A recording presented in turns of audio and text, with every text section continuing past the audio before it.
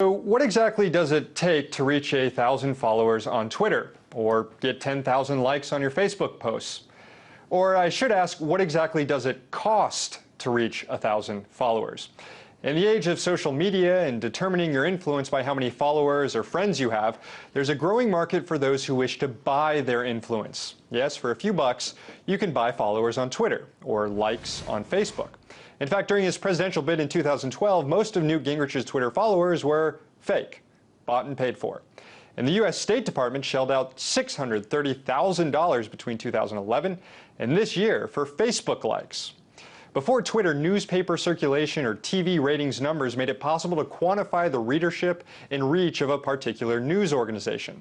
But now, when social media followers can just be bought, do we have to throw the old metrics in determining influence out of the window? Let's do some tech talk with digital media specialist at McAfee Strategic, Ashton Moore here in DC, and Charlie Wartzel, deputy editor at BuzzFeed Forward from New York. Thank you both for joining me here. So, Charlie, I want to start with you. Do Twitter followers and Facebook likes have any meaning anymore? Well, absolutely. In an organic sense, I think it's probably it's difficult to estimate who's real and who's not, but you can get a general sense, especially online with a lot of journalists and people who have become personalities on Twitter and on Facebook. Those people, you can really get an idea that they understand and know what they're talking about, and that their followings have grown because they've earned them. It's a little harder in the world of brands and with some of the offbeat celebrity types, but yeah, I think they still matter. Ashton, do you think buying Twitter followers is an acceptable social media strategy? Well, it depends on what your strategy is. A comprehensive, targeted strategy will actually have a plan to organically build an audience because you're sharing valuable content. To buy followers is to essentially say that you don't have enough valuable content to organically gain those followers, I would say. So to buy them, it not only negatively impacts you because you're already admitting that you're not going to take the time to build a strategy, but it also means that when you buy them, most of the time they're just robots and drones and people who aren't real. And so they'll never share, and they'll never like, and they'll never retweet, if it's Twitter, the content that you produce. Charlie, isn't it, yeah, I guess you're as Ashton said, you're kind of conceding that you don't have anything when you start buying followers, but doesn't that set off like an quote-unquote arms race when certain people are buying followers and you want to try and have influence too? Because let's face it, when you're on Twitter and you see someone you don't know, you look at their followers. Is that a concern? There's a case to be made that actually, a small brand starting out or a really low-level celebrity type could buy a small amount, say go from 100 to 1,000 followers in order to sort of build that base. I think that's frowned upon, but I think the real question here is, when you're looking at buying 1 million followers for $1,300, I mean, you can't really buy influence at a price like that. It just sort of doesn't seem to play out mathematically, and people are wise to this, I think.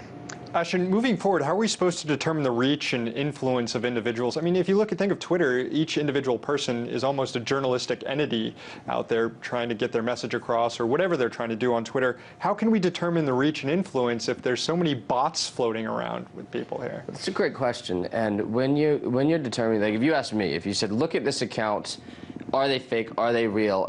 We wouldn't have to so much go into their actual people and look at them one by one, but what we could look at is the kind of reach that they have. There are things like clout that tell people how many people are affected, how many people retweet it. There are other things, other social sharing tools online that will tell you how many people are just engaging on, for example, your Facebook page.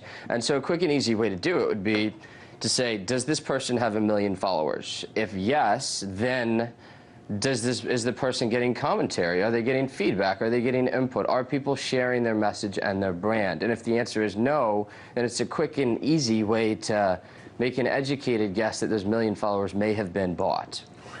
Charlie, last question. I'm picturing a time in the not too distant future, and we might already be there, when bots are outnumbering actual people on these social network platforms. What does that do to things like Twitter and Facebook? Does it affect them at all? I think that it all depends on the sophistication.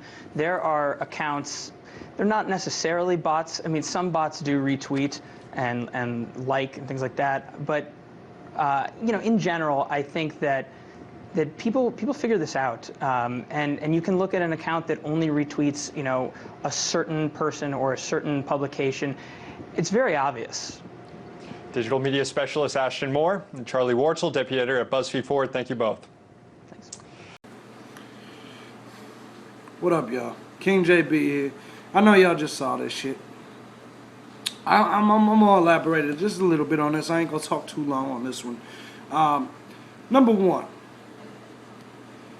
people can do whatever the hell they want. I don't really give a shit. If you want to buy Twitter and Facebooks and all that followers, then fine, go ahead and do what you do. But here's what and in fact, I guess if I ran a small business, I would kind of understand it. Like, for instance, if I ran a shoe store or something, I would want to put off the idea that a lot of people like my product. That's just smart business, smart marketing. However, when we're talking about like social commentary, like myself or anyone else that does this YouTube social commentary stuff, I don't really understand the point, especially if you're trying to grow. If you're trying to grow, then what you want is word of mouth. What you want is people talking about you. What you want is real people.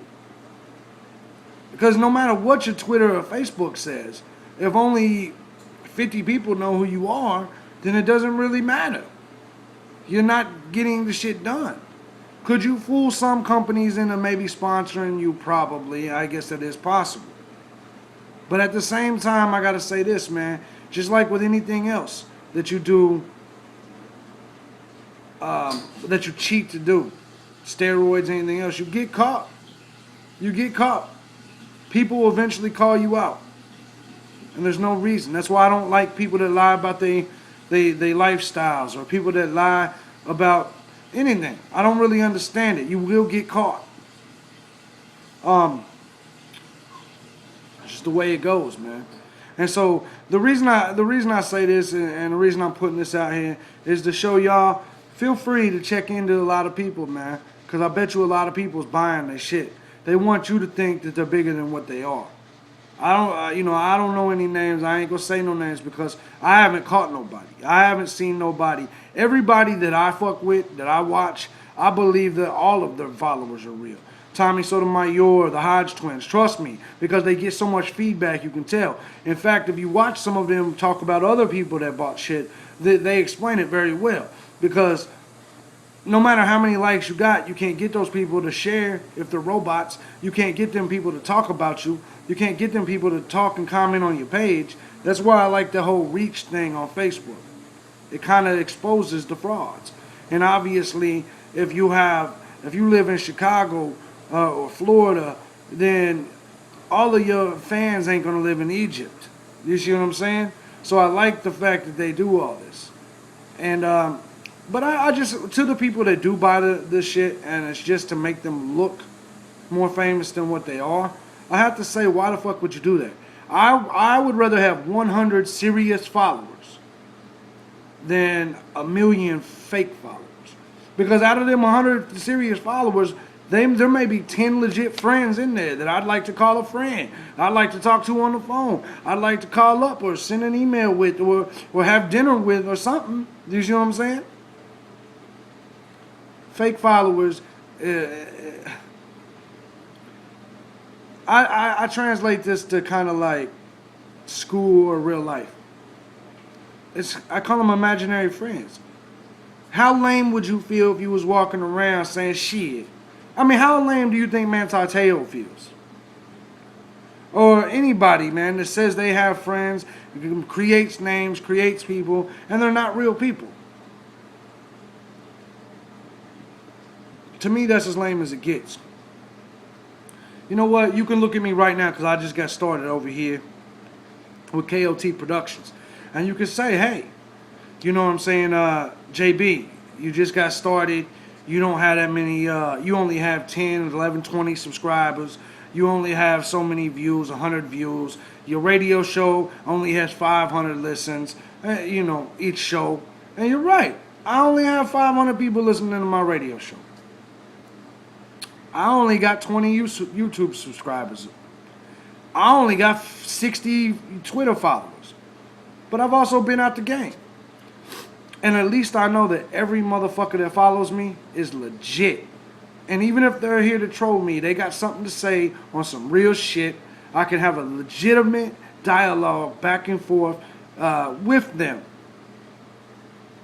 To me, that's more than anything. That's like these people that have all these fucking friends on their personal page on Facebook. Do you know how many Facebook friends I have?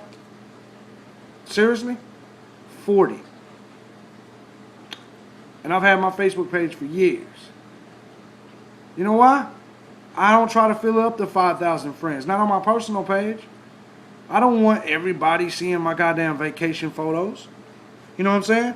You can Google King JB and Google Pics me and you'll only see the pictures legitimately that I've allowed out there or that other people have took. You won't see all my fake vacation videos. You won't see it. You won't see all my vacation pictures. Because that's not for you. That shit's for me. And my 40 friends that I really know.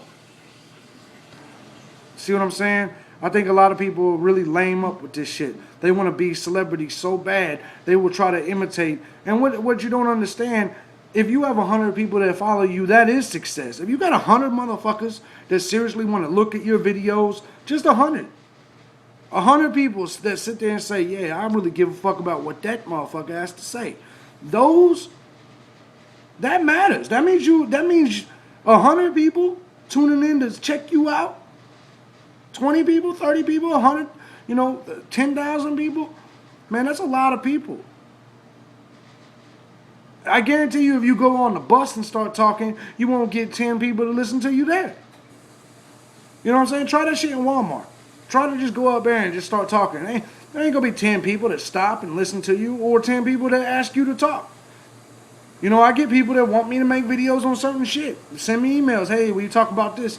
That shit don't happen in real life. That shit don't happen at the damn Walmart. Hey, what's your opinion on this? It don't happen. See what I'm saying? The point that I'm trying to make is you want real people talking to you. That's why I try to answer every comment I get, every tweet that I get, every Facebook message I get. It's because I want shit to be real life dialogue, man. All this fake shit, if you front in one way, you're fronting another way. And me, I'm the realest motherfucker on the planet. I don't do all that fronting shit. Ever. I don't believe in fronting. You want to know about me? I'll tell you the truth about me.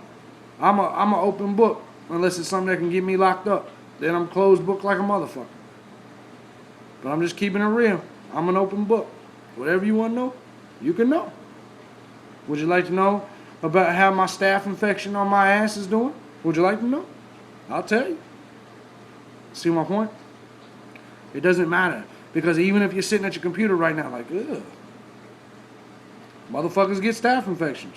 Shit happens. That's what took me out the MMA cage. That's what got me retired. It ain't really on my ass, but it's close enough. You know what I'm saying? My point is that it really don't matter. What can embarrass you? I ain't shaved today. I ain't embarrassed. I don't give a fuck. So why would I need to buy 10,000 subscribers? I think anybody that does that has a legitimate self-esteem issue, and they care too much about what other people think. That's the problem. You care about whether other people think that you are popular. You don't even care about being popular. You just care that other people think you're popular. And that's disgusting, my friend. It's pretty fucking sickening. I'm King JB, and this King JB Uncensored. I'm out this bitch.